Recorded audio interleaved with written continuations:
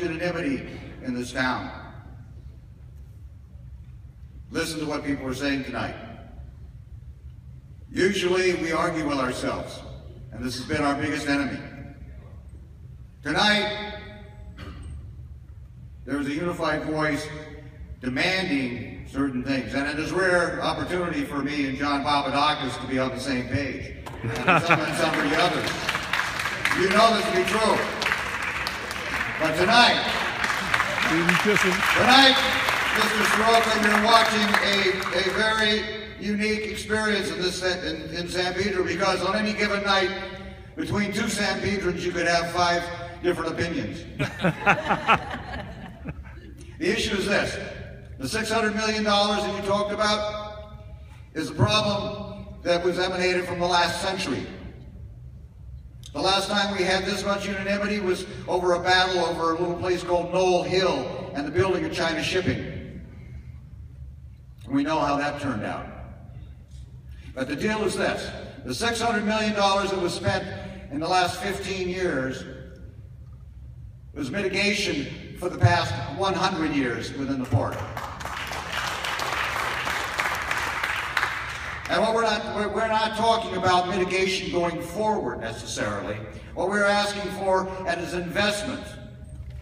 An investment that actually diversifies the holdings of the port, so that 90% of where you're getting your revenue from now is not where you're going to get a bigger percentage, not more than 90%. What I'm saying is that we need to change the business model so that you are a better landlord, that you're making more revenue from these properties that can never be developed industrially. You know this, we know this. And the issue is that any business that has 90% of its business in one kind of thing is at jeopardy of being threatened by the type of world economy that you're now faced. So you have the will of this community behind us, behind you. The question is whether or not they're going to hear us at City Hall.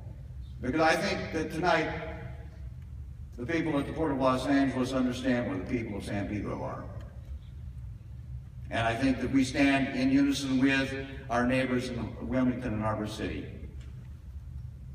And what we need to have is a commitment to move forward, a commitment to invest in this community, to invest in this waterfront. The problem that you have is that you're trying to solve your budget, and we over here are trying to solve our aspiration. And this is the challenge for you at the port today.